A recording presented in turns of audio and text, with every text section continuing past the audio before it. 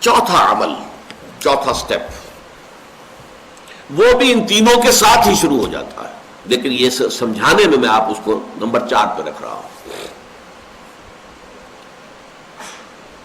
وہ ہے passive resistance, صبر محض۔ ایک بات تو یہ ہے کہ کوئی آپ کے خلاف زبان درازی کرتا ہے تو آپ بھی جواب دیں ترکی میں ترکی، at the legal level it's your right. کوئی آپ کو تھپڑ مارتا تو آپ بھی تھپڑ مارے، قصاص آپ کا حق ہے، لیکن نہیں۔ ریولیوشنری دعوت اور تبلیغ، ریولیوشنری دعوت کے لیے لازم ہے کہ ایک حد تک، ایک سٹیج تک صورت یہ رہے کہ لوگ گالیاں دیں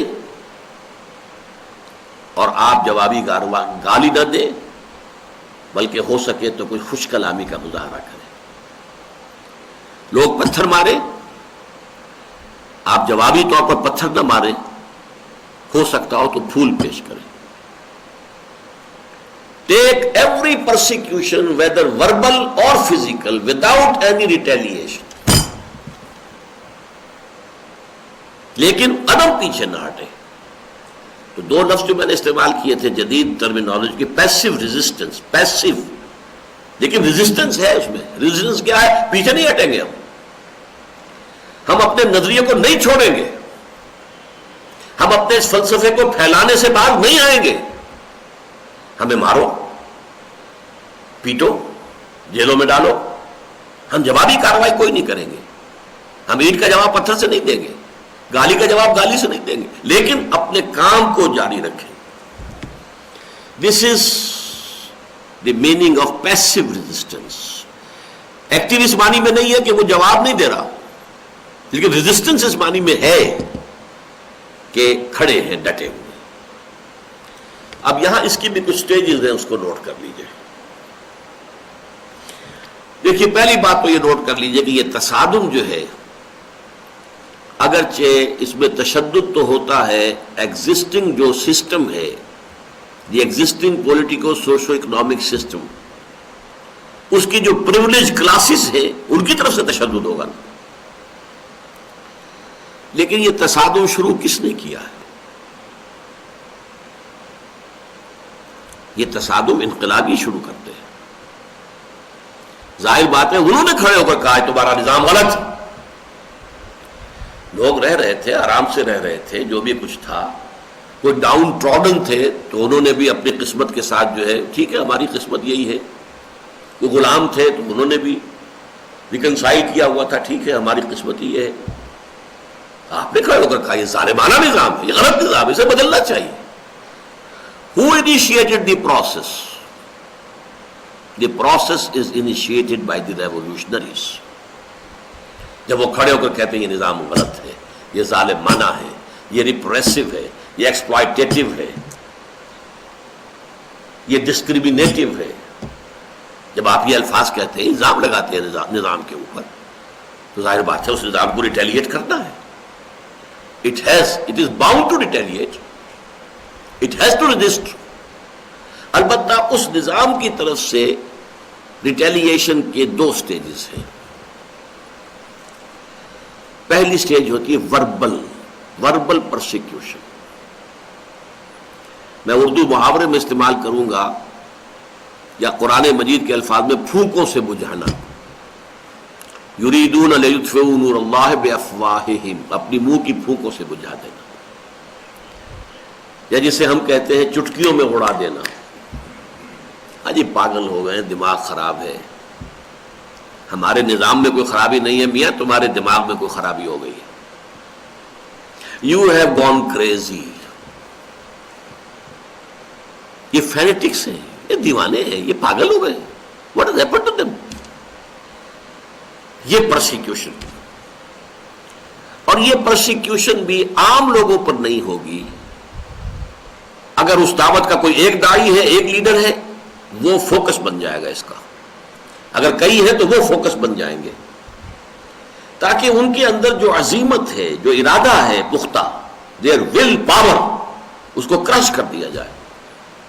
پاگل ہے، دماغ خراب ہے، جھوٹا ہے، پتہ نہیں کہیں اور کا کوئی فلسفہ لا کر ہمارے اوپر تھوپنا چاہتا ہے. Who is he؟ یہ ساری وربل پرسیکیوشن ہوگی، مذاق اڑایا جائے گا، استہزاء ہوگا، تمسخر ہوگا،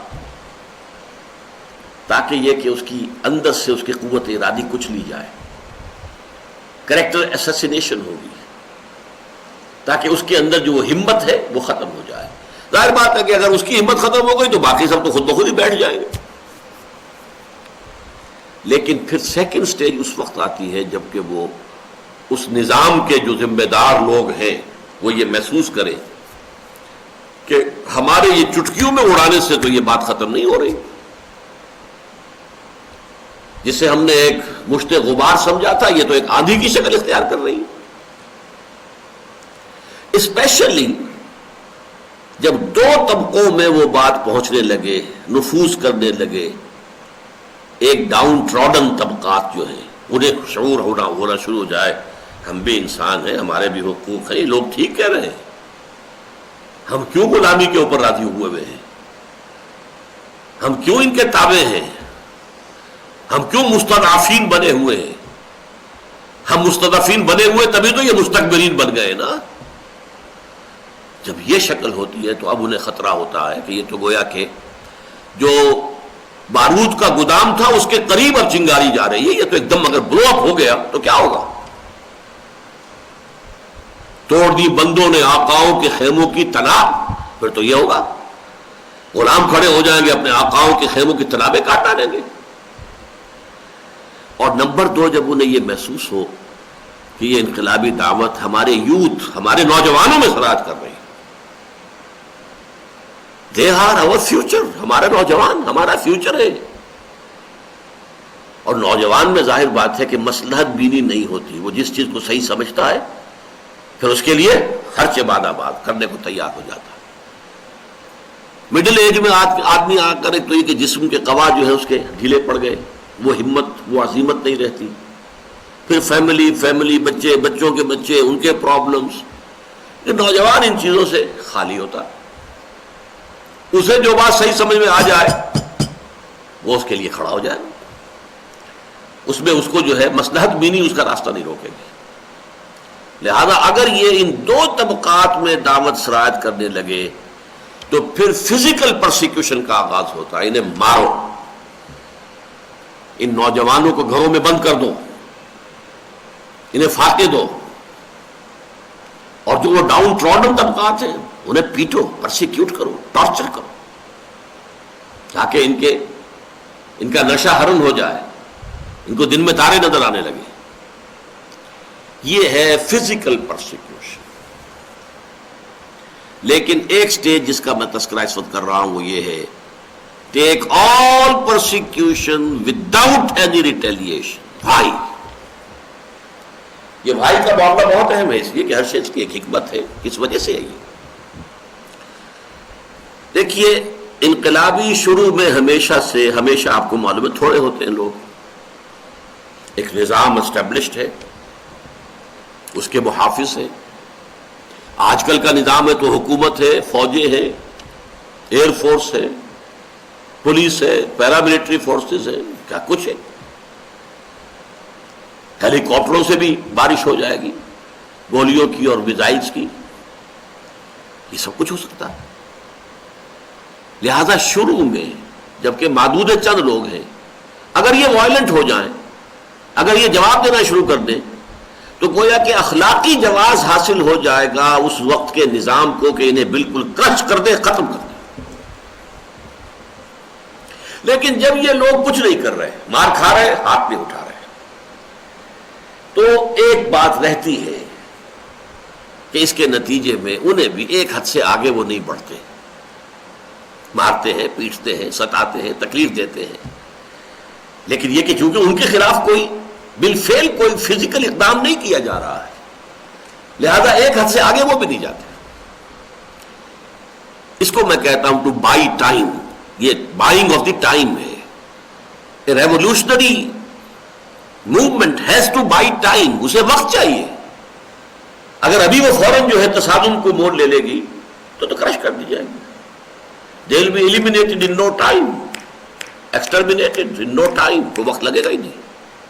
ابھی تو انہیں وقت چاہیے تاکہ اپنا بیس براڈ کر لیں, اپنی دعوت زیادہ پھیلا سکیں, اپنے زیادہ لوگوں کو اپنا ہم خیال بنا سکیں, اپنی آرگنائزیشن کو مضبوط کر لیں, ڈسپلن کی عادت بھی پڑ جائے, ٹریننگ بھی ہو جائے. اس کے لیے they have to buy time.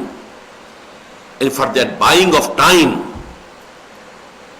they have to take this passive resistance till such time that they feel that we are now strong enough to retaliate. جب تک کہ یہ احساس نہیں ہوگا کہ اب ہم مضبوط ہیں, ہم مقابلہ کر سکتے ہیں میدان میں آ کر کھلم کھلا, اس وقت تک پیسو ریزسٹنس چلے گی. ٹو بائی ٹائم, تاکہ اس غالب اور اسٹیبلش سسٹم کو بالکل ایکسٹرمینیٹ کرنے اور بالکل انہیلیٹ کرنے اور بالکل ختم کرنے کے لیے اخلاقی جواز نہ مل سکے. اس کا دوسرا پہلو بھی دیکھیے. اس پیسو ریزسٹنس کا ایک بہت بڑا فائدہ ہوتا ہے, اور وہ یہ ہے, جیسا کہ ہر شخص جانتا ہے کہ ہر معاشرے میں ایک ہوتی ہے جسے ہم کہتے ہیں سائلنٹ میجورٹی. ایک ہوتے ہیں ایکٹیو لوگ, نمایاں لوگ ہیں, چودھری لوگ ہیں, ایلیٹ جنہیں آپ کہتے ہیں, بیوروکریسی ہے, آرمی ہے, یہ ہے, وہ ہے. ایک ہے پولیٹیکل فگرز ہے, پولیٹیکل پارٹیز ہے. ایک ہے سائلنٹ میجورٹی. سائلنٹ میجورٹی عام طور پر اس میں اتنی ہمت نہیں ہوتی کہ وہ کھڑے ہو کر اور ڈٹ جائے مقابلے میں کہ یہ غلط کام ہے, اسے ہم نے ختم کرنا ہے. They keep lying low. لیکن یہ سائلنٹ میجورٹی سائلنٹ تو ہوتی ہے, اندھی اور بہری تو نہیں ہوتی. وہ دیکھ رہی ہوتی ہے معاشرے میں کہ اس وقت ایک کشاکش برپا ہے ہمارے معاشرے میں. کچھ لوگ ہیں کہ جنہیں ستایا جا رہا ہے, مارا جا رہا ہے, یہ پرسیکیوشن ان کی ہو رہی ہے. کیوں ہو رہی ہے؟ انہوں نے کوئی چوری نہیں کی, کوئی ڈاکہ نہیں ڈالا, کوئی کسی کی عزت پر حملہ نہیں کیا, بس صرف یہ کہ وہ یہ کہتے ہیں کہ یہ نظام غلط ہے, اس نظام کو درست ہونا چاہیے, بس. اور کوئی ان کا اخلاقی جرم نہیں. اس کا نتیجہ کیا نکلتا ہے کہ سائلنٹ میجورٹی کی اندر ہی اندر ہمدردیاں ریولوشنریز کے ساتھ ہو جاتی ہیں, جن کو وہ دیکھتے پٹتے ہوئے, مار کھاتے ہوئے, جیلوں میں جاتے ہوئے. ایک فطرت ہے انسان کی, انسانی فطرت جو ہے اس کا تقاضا یہ ہے کہ ان کے ساتھ پھر ایک ہمدردی, ایک معاملہ جو ہے جو دلوں کو فتح کر لے وہی فاتح زمانہ. ریولوشنریز کے ساتھ چاہے کم لوگ آئے ہوں ان کے ساتھ, ایک تو وہ ہے جو آ گئے, جنہوں نے جوائن کر لیا, ریولوشنری پارٹی میں شامل ہو گئے, وہ تو ایکٹیوسٹ ہیں, وہ لگے ہوئے ہیں, وہ کام کر رہے ہیں, محنت کر رہے ہیں, مارے کھا رہے ہیں. لیکن ان کے علاوہ ان کے گرد ایک بہت بڑا حلقہ ایسے لوگوں کا ہوگا جنہیں ان سے ہمدردی ہے, اگرچہ ان میں اتنی جرت نہیں ہے. they can't take the courage to stand up and say this is wrong, نہیں, لیکن ان کے اندر بھی ایک احساس ہوتا ہے کہ یہ لوگ مظلوم ہیں, ان پر ظلم ہو رہا ہے, ان پر زیادتی ہو رہی ہے, اور اس کی وجہ سے اندر ہی اندر ان کی ہمدردیاں ان ریولوشنری ورکرز کے ساتھ ہو جاتی ہیں. یہ ہے چوتھا سٹیپ گنتی میں. لیکن جیسا کہ میں نے شروع میں عرض کیا تھا, یہ سٹیپ شروع ہو جاتا ہے پہلے دن سے. جیسے ہی کوئی شخص جس نے کھڑے ہو کر کہا یہ نظام غلط ہے, تو جوابی تیر آئے گا تمہارا دماغ خراب ہے. سیدھی سیدھی بات, لامحالہ. لہذا یہ چار سٹیپ جو ہے یہ سائیڈ بائی سائیڈ ہیں, ساتھ چلتے ہیں.